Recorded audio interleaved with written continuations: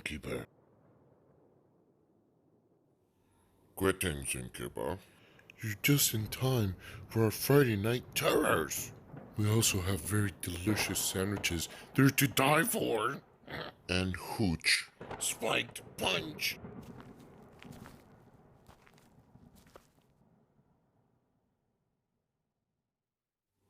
I'm gonna take a bath and then try one of those little sandwiches. Those are so good. The little Hawaiian rolls with the Swiss cheese. Save one for me. You know what else I like? Those hot dogs wrapped in a little bit of bread. I think they call them pigs in a blanket. Love them. Love them. Oh, I know you'll like them. And wait till you try the main course. But first, let's begin our bloody tale that I like to call the Untamed Wilds.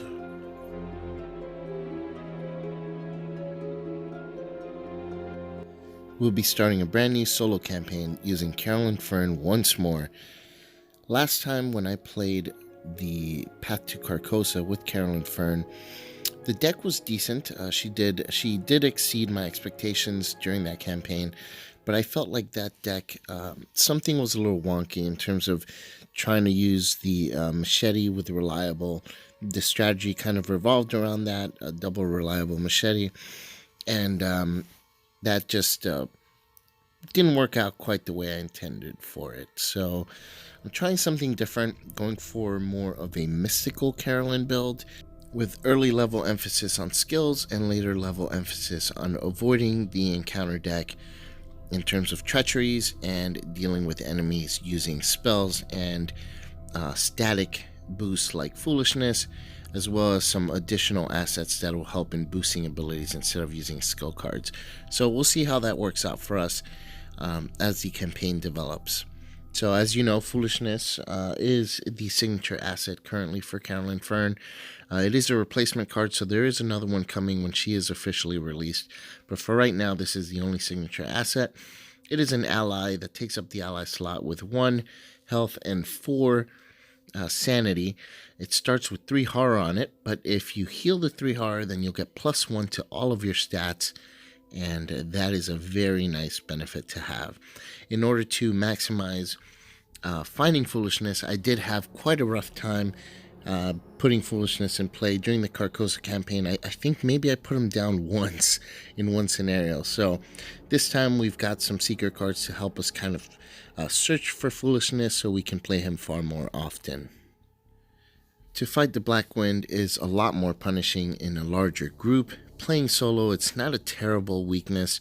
I have added some extra horror healing cards just to mitigate the damage from this card, so hopefully that does work out well for us as well. For our starting deck, I've decided to start with 2 flashlights and a machete for the hand slots. The machete is only for emergencies if I run out of charges on my spells. Mist of Relay, 1 copy and 2 copies of Shriveling for enemy management. 2 Holy Rosaries to help boost our willpower to an acceptable level. Fine Clothes because of the large amount of parlay tests early in this campaign. Dr. Mylan Christopher, he makes an early appearance in this deck, but later on we're probably going to upgrade away from him. But for right now, he'll give us the intellect boost and resources needed to make this work. And the painkillers are for damage mitigation. For our events package, we went with 11 cards and anatomical diagrams to help with some combat, 2 dynamite blasts to get rid of enemies that are hunting us down, no stone unturned to help us find cards that we need, Premonition for skill test. It's such an amazing card. How could I not include that in this deck? Quantum Flux. I've never gotten it to work properly the way I want it, but I'm stubborn with this one, so I'm trying to make it work again, putting it in the deck to reshuffle one-time use skills and events that I've used before. Second Wind for damage mitigation and water protection to help avoid some nasty treacheries, that especially ones that like Ancient Evils, or those that hit like the agility stat because hers is solo. Then our standard skills package, Guts and Manual Dexterity, 1 copy, as well as Take the Initiative. We've included Shrewd Analysis because this deck, later on, we're going to upgrade Ancient Stone. That's part of the strategy for the endgame portion of this deck. With 10 supply points to spend for the beginning of the Forgotten Age, we've decided to go with provisions, medicine, a blanket, a map, and binoculars. I am metagaming, but these are the optimal ones, at least initially, to avoid some trauma and help us get through the first scenario. Tuesday, June 2nd, 1925. There'll be no rest for us this summer, it seems. Today I met with Harlan Ernstone, a historical theorist at Miskatonic University, an old friend of mine. He said he'd had a job offer for me, but frankly, I didn't know what to expect. Harlan introduced me to an associate of his, Alejandro Vela, a distinguished historian from across the southern border.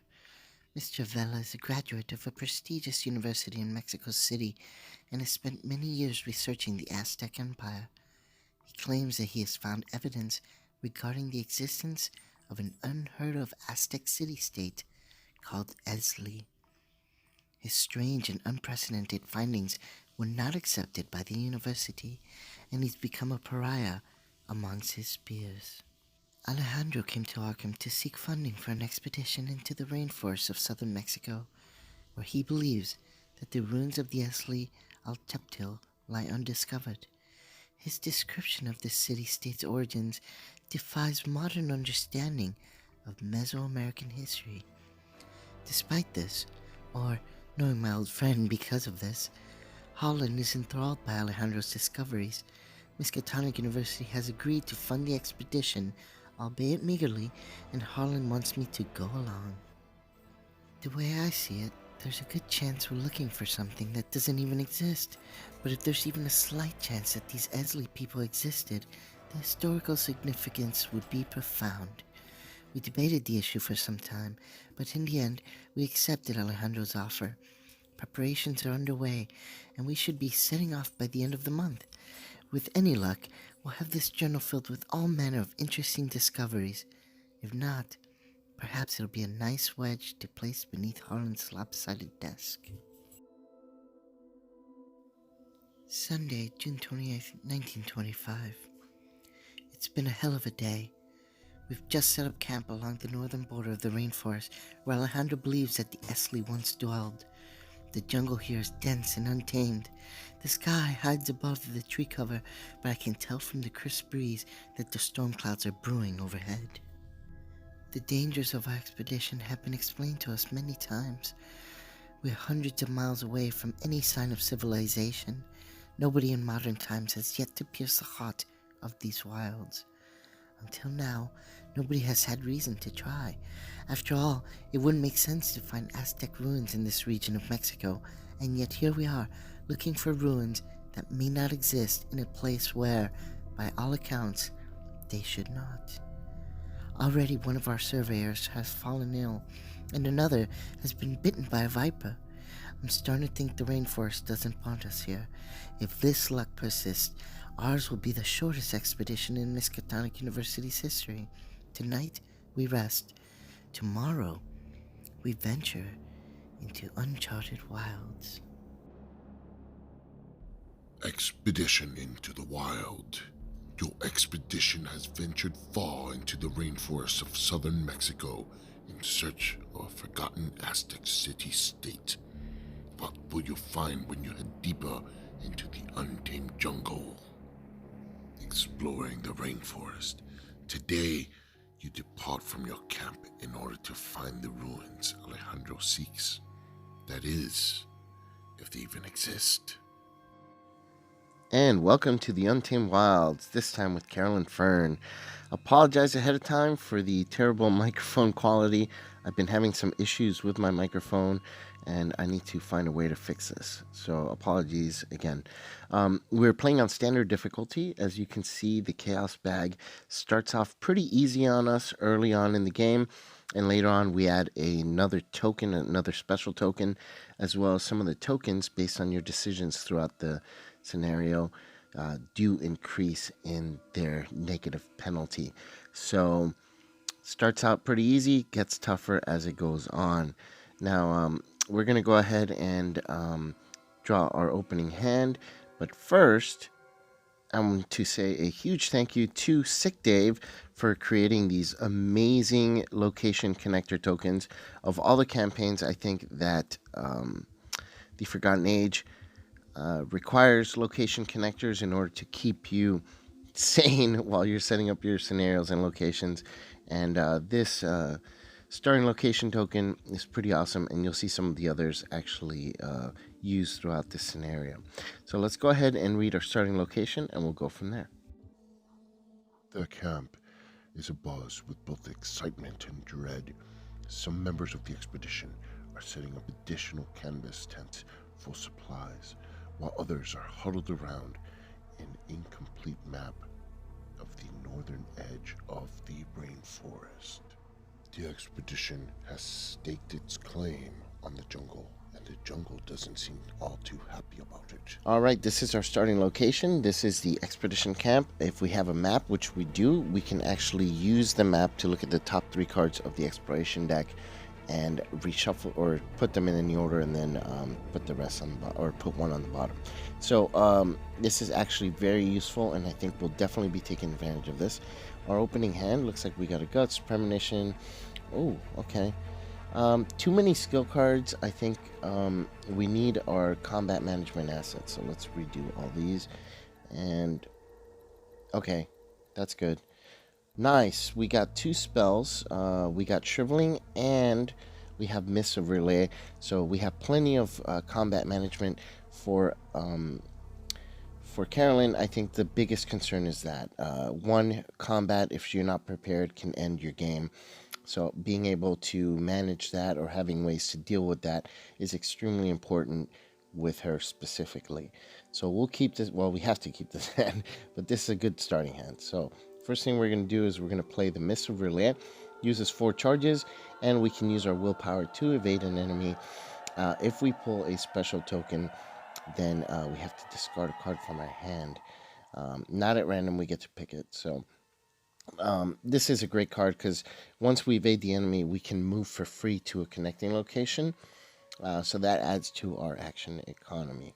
We'll go ahead and spend 3 resources and bring out our other spell, Shriveling, which uses 4 charges and can allow us to fight using our willpower, dealing an extra point of damage if we hit.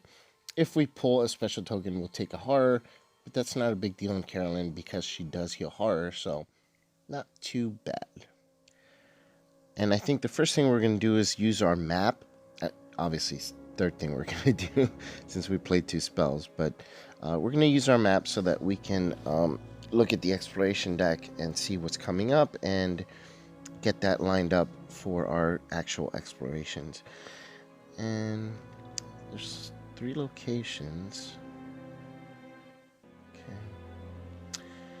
I want to make sure they're connected to the expedition camp. So I think we'll go ahead and we're going to go ahead and set this on the bottom, the other 2 on top, and then we're going to go ahead and start investigating next round. But that ends our turn. So we're going to draw a card, which it looks like Ward of Protection, which is very nice, very handy. Always good to be able to avoid anything the encounter deck throws at you that you do not like, other than creatures, of course.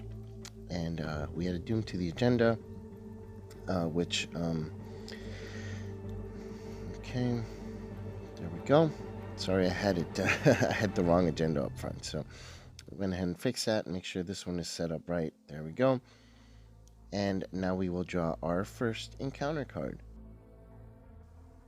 And it looks like it is low on supplies. Okay. Must decide. We lose 2 resources, we take a damage, or we choose and discard an asset we control.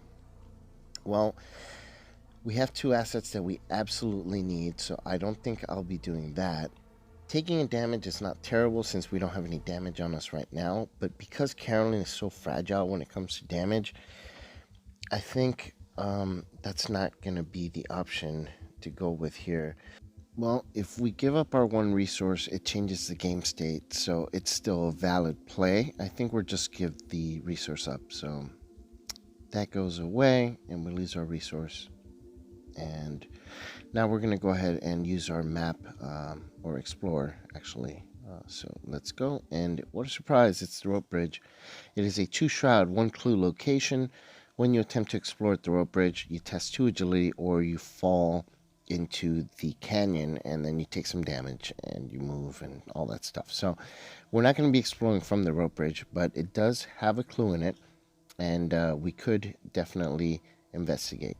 We move to it for free because when you explore and the location gets revealed, we get to move there for free. So that's very nice. We'll move there, grab our clue, and I think we'll just be moving right back over to the expedition camp. So get there. Let's go ahead and investigate. And our test is going to be 4 versus 2. The chaos bag says, it is an elder sign. Oh my god. Although I hate to waste that so early, I can't complain about a victorious pull. So anyways, we're going to go ahead and use our map.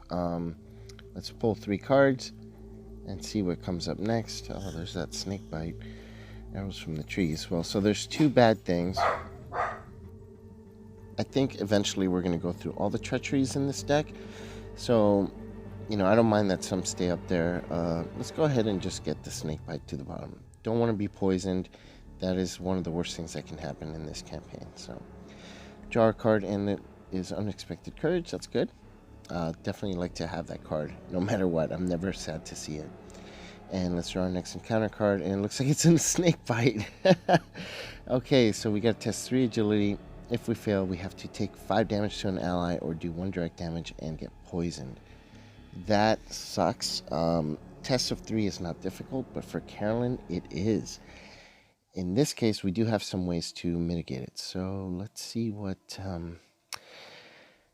I could do Unexpected Courage for the test, but I think maybe I'll just not take a chance. I'll use my Ward of Protection and take a horror so that I can avoid getting poisoned. Ward of Protection costs 1, and I can cancel the effect, and I take a horror. So we'll go ahead and do that. This scenario, when you're poisoned, or this whole campaign basically, when you're poisoned, is really bad. So you want to avoid that at all costs. All right, we're going to use our map again. Let's see what we have. I knew that was coming, that, and okay. Supplies are from the trees, and okay, we'll go ahead and put that on the bottom. And we're going to go ahead and use the map again. I'm trying to get a location that's connected to the expedition camp so I can set up my explorations properly. At least that's the plan anyway, but I keep getting these treacheries. Put this on the bottom. So I'm putting a treachery on top because my willpower is decent. And we're going to just get rid of it, get it out of that exploration deck. So with Polar Exploration, and it is a treachery, it is Lost in the Wilds. Got to test 3 willpower. If I fail, take a horror for each point I fail by, and it goes in the threat area. So if you fail, you can't move or explore. That's pretty bad. Not terrible, but with Carolyn, she already has a 3, so we're testing an even shot, and I have some cards that I can commit to this. So let's go ahead and do that. In fact, thinking about it, it's not too bad if I fail, honestly. I'm just going to do it straight. Let's just go ahead and 3 versus 3 and see how it comes up.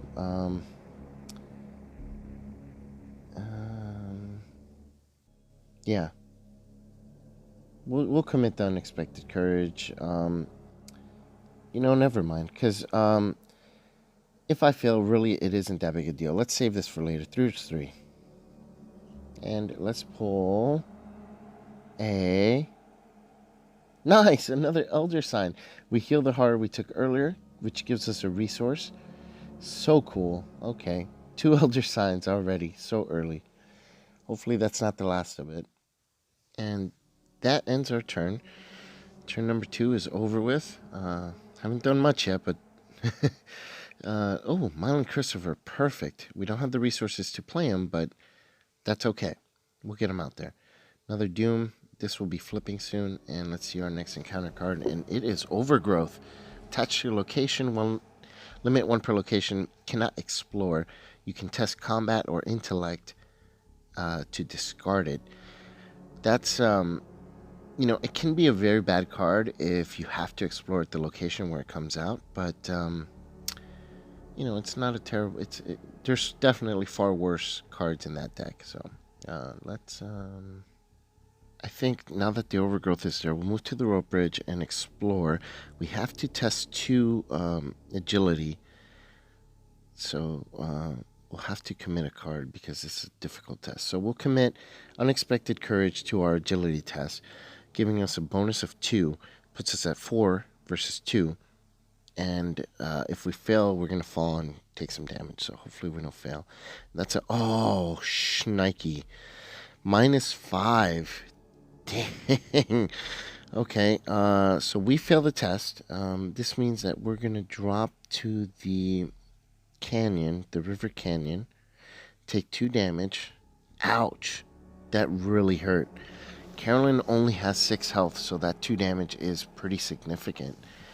So she falls off the bridge while exploring, falls into the river canyon. There it is. Okay. Oh, man. Well, at least we find another location. So, gotta look at the positive side here. Reshuffle the encounter deck. So, all the cards that we had put on the bottom now get reshuffled to wherever randomly they go. That's kind of unfortunate.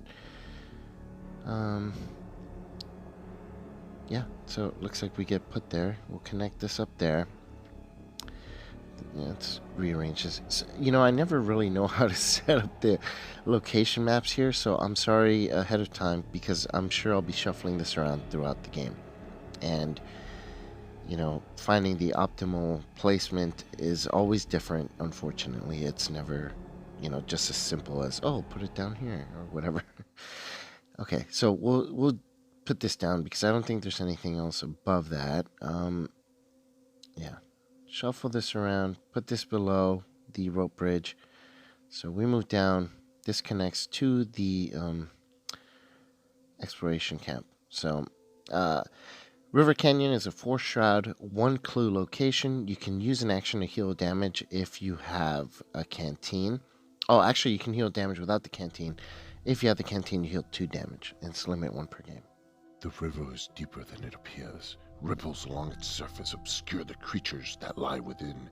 Water cascades into the river from above, causing a strong, steady current.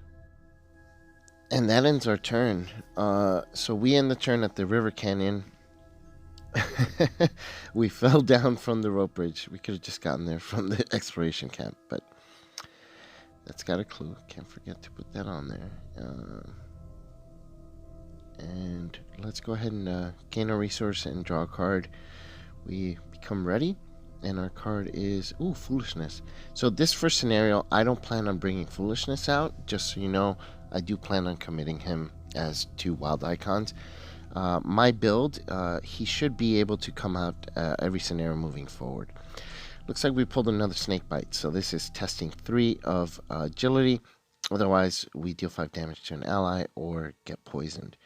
In this case, we will be committing Foolishness, I think. That's what he's there for, this scenario.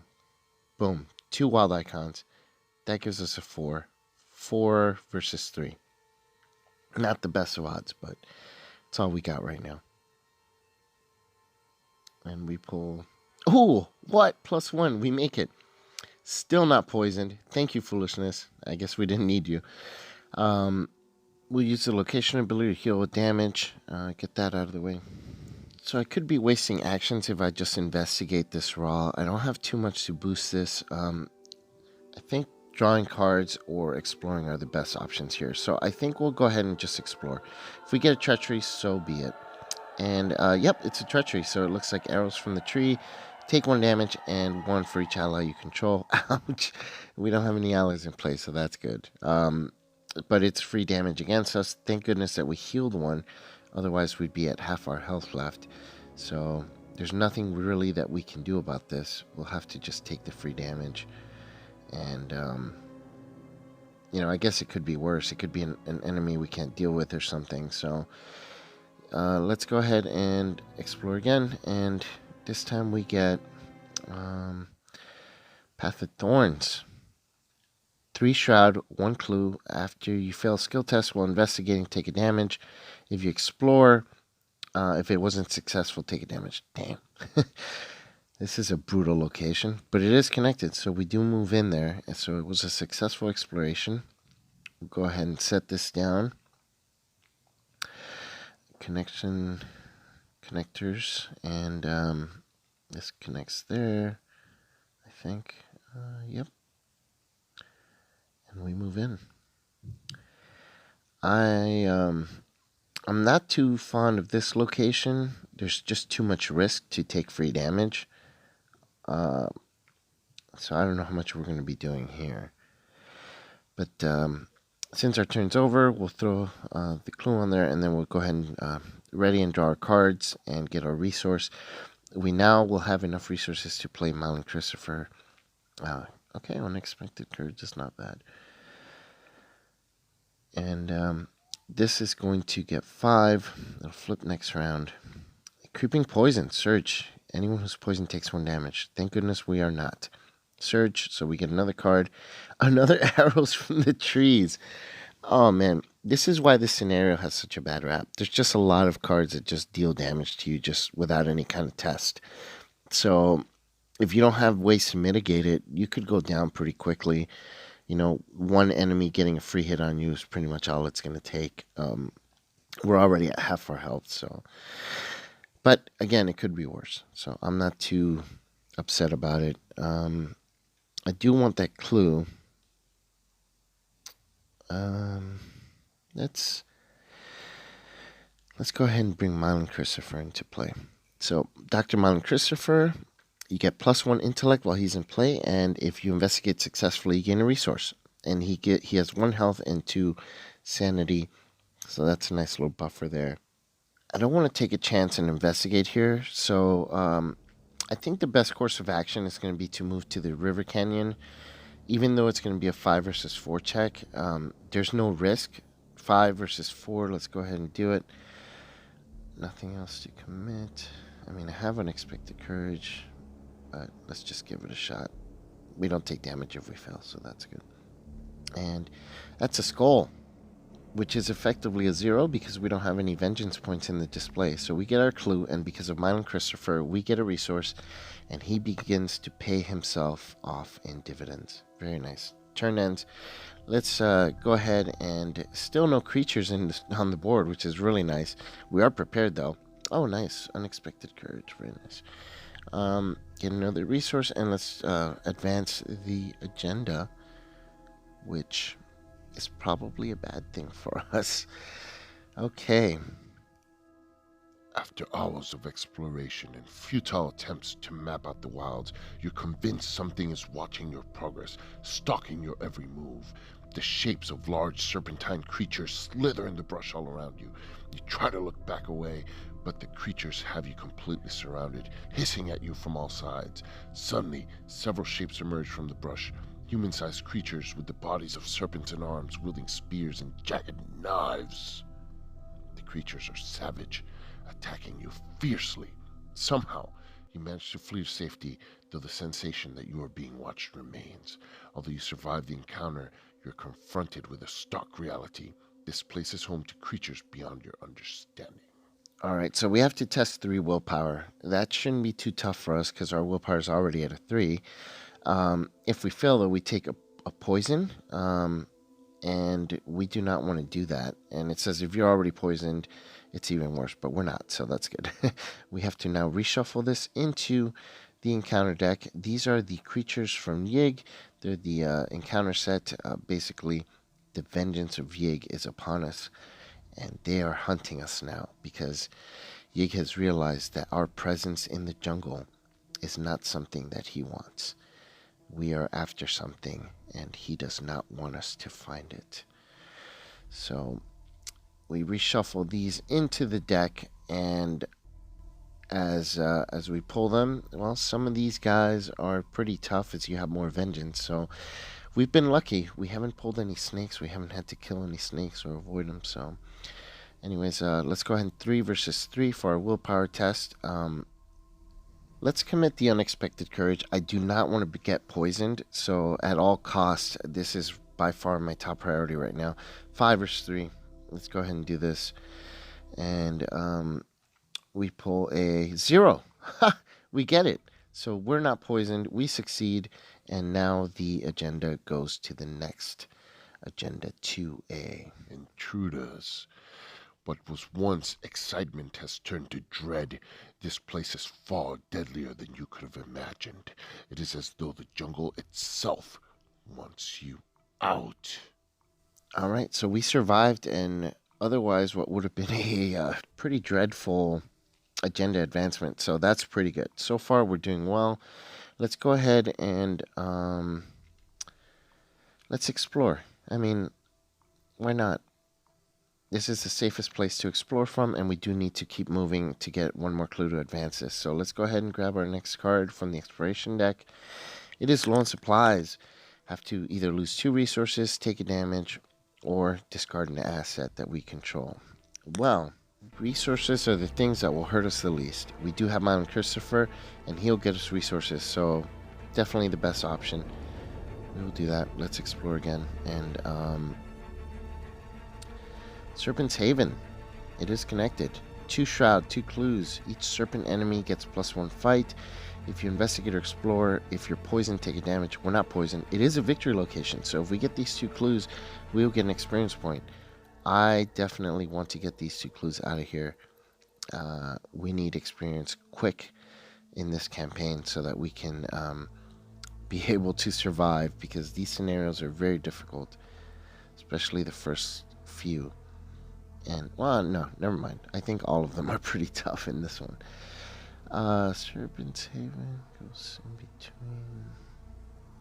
How are we gonna there with that move us? I mean, this is kind of confusing. I don't like this. Let's set this up a different way. Here we go. Let's drag this way, stretch it out per se. Okay, I think this kind of works out a little bit better. So this is connected to the Serpent's Haven. So is this. There we go. And I'll just get another connector. Put 2 connectors here. Yeah, I think that kind of works out a little bit better. Sorry guys, I'm kind of just moving this as you know, as it fits. Unfortunately, I don't remember the exact placement of these, the ideal placement. So, and there's no guide in the scenario reference, so it is what it is. 2 clues. All right, let's go ahead and investigate. So it's going to be a 5 versus 2. Since we're not poisoned, I'm not too scared about this location, and I really want the victory points. -2. Perfect. We get a clue, which means we get a resource because of Mylan Christopher. And let's do it again. 5 versus 2. Let's do this. Get that last clue, and a skull, which is a 0, so that's a final clue. We do get our victory point, and sweet. This is awesome. Ends our turn. We're a little behind pace, I think, but we're doing well. So far, we haven't had any enemies. I'm shocked, to be honest. Usually I get so swarmed by enemies in this scenario. I am a little scared because that just means that later on we're just going to start pulling enemy after enemy. Hopefully I'm ready for it. Having 2 spells out definitely helps. So,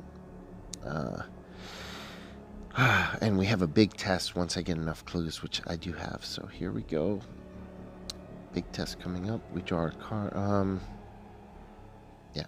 Draw a card. Okay, no stone in turn. That'll help us find something we need. Oh, I forgot to get a resource from getting that clue earlier. So yeah, Mylan Christopher, I forgot to do that. So now we get another resource for the end of the turn. So draw an encounter card. Oh, wait, actually, hold on. This gets to advance because of my clues. So here we go. Let's advance the act. The natives. As you explore the dense jungle, you're suddenly confronted by several natives. At first glance, they appear to be warriors of an Aztec city-state, perhaps even the one you seek. But how could they have survived undiscovered for this long?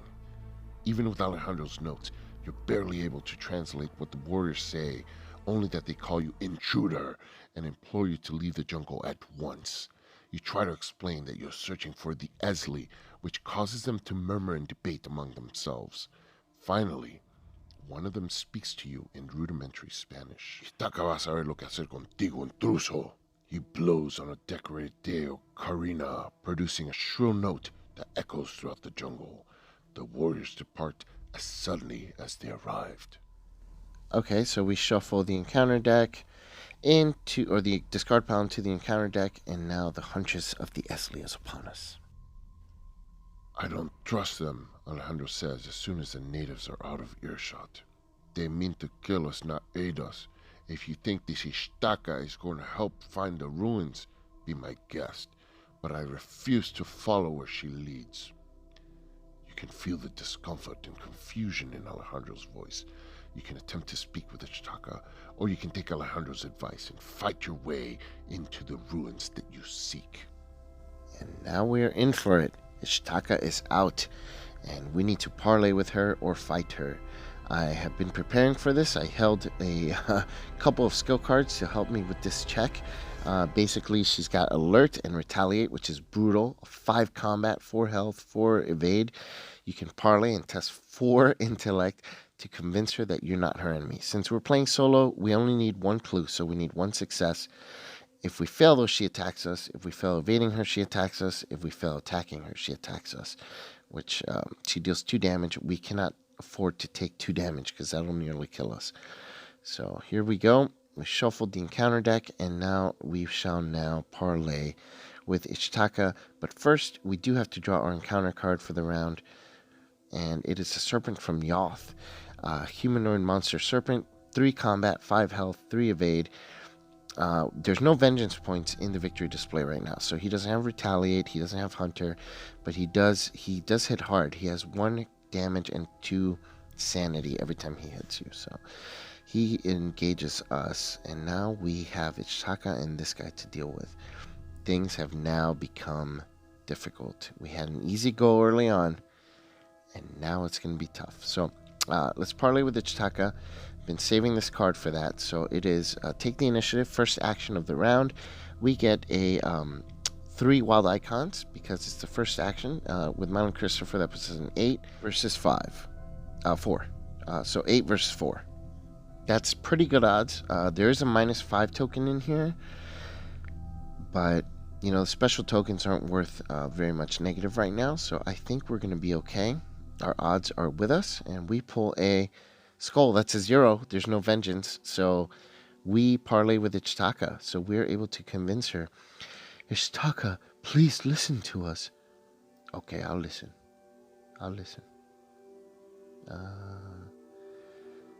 Put her in the victory display, which will be right here. There we go. And now we get to advance this again. Woohoo! Here we go. Interesting. You are not simply here to shed blood, Istaka says with a spark of wonder in her voice, and you're stunned to hear her speaking in perfect English. So now we get to remember that Istaka is leading the way. We add a cultist token to the chaos bag for the remainder of the campaign. We get to put the 3 ruins locations into the exploration deck. Here we go. This is our way out. All right. So we get to flip this now to the final act. And here we go. Act 3, which is a search for the ruins. If I cannot dissuade you, so be it. Follow me and I will lead you to the place you seek. But heed my warning. Disturb the ruins at your own risk. They have remained hidden for a reason. Alejandro warily keeps a safe distance from Istaka as she shows you the way. Alright, any Eztli Guardians that we pull from the encounter deck cannot attack us, and we can't attack them, and arrows from the trees don't hurt us. Woohoo! They've already hit us for 2, so thank goodness we get to avoid that. And we need to find the ruins of Eztli and spend 3 clues. Here we go, this is the end. Cool. Alright, so that was a quick and easy check. Usually that Istaka encounter can get pretty serious, especially in multiplayer. She hits hard and she retaliates and hits you back for everything that you fail. So she can be very difficult and take out a couple of your investigators if you don't plan ahead. Playing this blind, I mean, that's something you can't plan for, and usually she'll she'll do quite a bit of damage or take you out. So we pulled our encounter card already. We're going to have to deal with this guy here. We're going to try and evade him using a Missive Relay. It's going to be a 3 versus 3. And if we successfully evade, we get to move for free. So we'll give this a shot. It's a straight check. He doesn't have alert, so if we fail, it's not a huge deal. We still waste the charge from this spell. So I'm going to try and make this. Yeah, 3 versus 3. I don't want to commit my Dynamite Blast because I need it to kill him later. If I get to move for free, then I'll be able to Dynamite Blast him after. So that's my plan anyways. Nothing else really that I can commit to it. I guess I'll do this just to boost our... Well, I guess I have Quantum Flux as well. Might as well commit that too. So it's a respectable 5 versus 3. And now let's see what the Chaos Bag has to say about it. -1. Yes, we did it. So we evade him successfully. He gets exhausted at the Serpent's Haven, and we'll move to the let me see. Yeah, we'll move to the canyon, and that way that buys us around. I think we still have one more action. Was that our last action?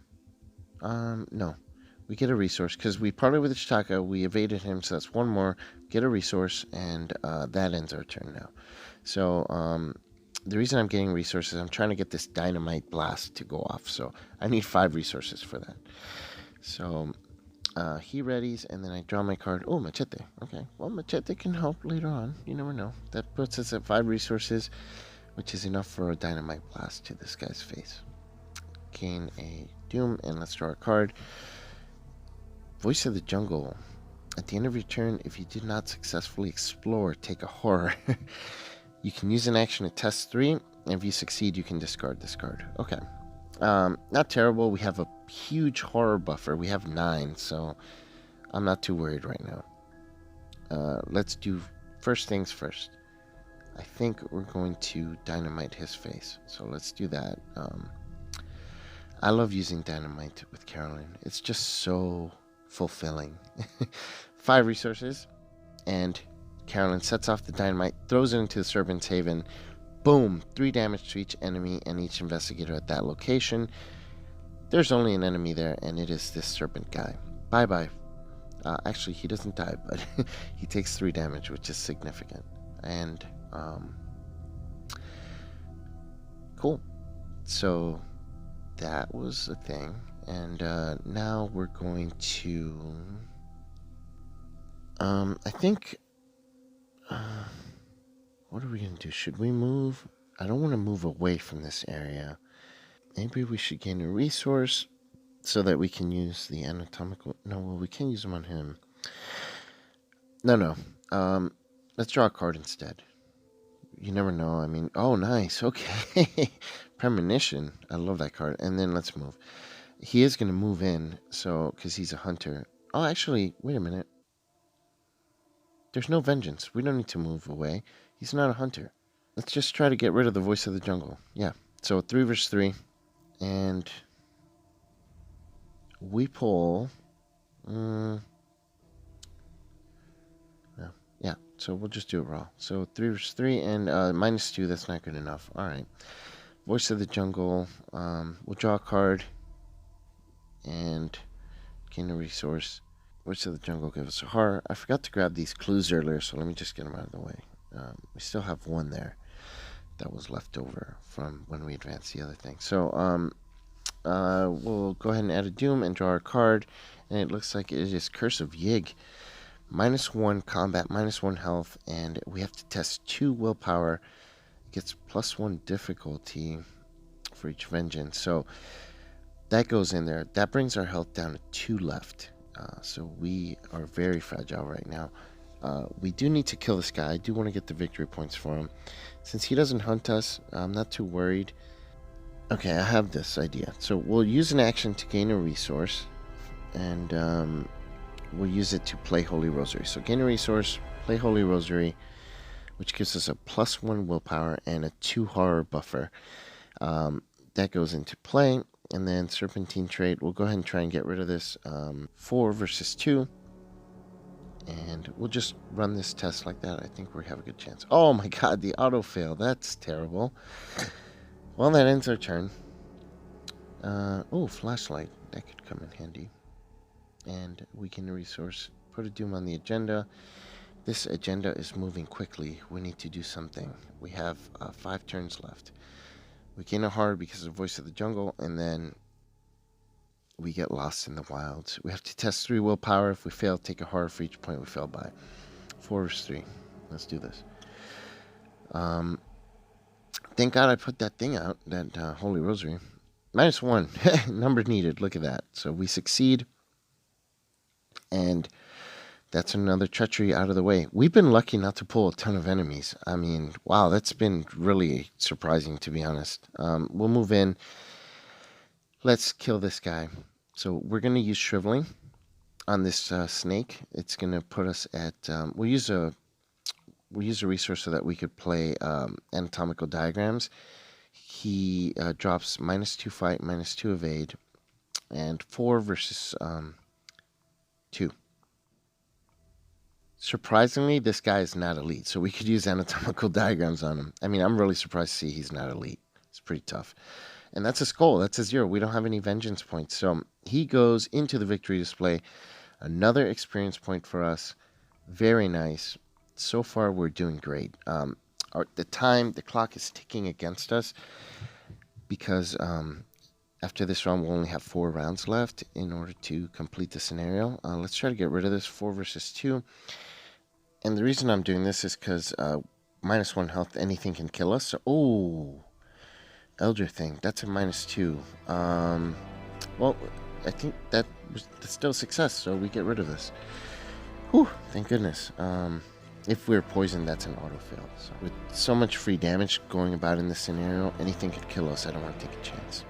Another Rosary. Don't need it, but sure. And Doom.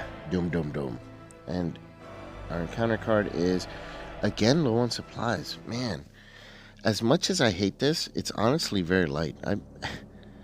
This scenario, we've been very lucky. I mean, although we're prepared to deal with several enemies, we've been lucky to not have to pull a ton of enemies at all.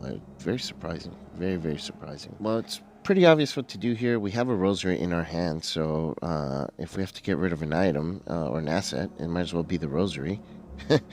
We can put another one down. It doesn't matter. So let's... another easy encounter card. And let's explore. Here we go. It is... nope, that's not a successful exploration. It's not connected. Snakebite. Test 3. Agility if you fail, deal 5 damage, or get poisoned. Jeez, man. They're really trying to poison us in this one. Okay. I guess we'll just have to run it straight. I plan on this failing because it's a tough check, and 0. It's a failure. I think I'm going to get rid of Mylan Christopher. I can't afford to take poison, and he's run his course. He's been useful. We're at the latter end of the scenario, so it's fine if he goes away. I'm not all that upset about losing him. Whatever. It is what it is, unfortunately. Now we reshuffle this, and let's go ahead and try and investigate again. So this time we pull... Oh! Look at that! The Ruins of Eztli. 3 Shroud, 2 clues. If you fail skill tests while investigating, you draw an encounter card. It's 2 victory points. This is what we've been looking for, and it is connected. Wow. This has gone our way, if ever. I mean, shocked, because usually this is a very difficult scenario. I know this has made it look easy, but I promise you, it's pure just randomness of the encounter deck that not a lot of creatures have come out. So we haven't had to make tough decisions on that. But a win is a win. Might as well take it.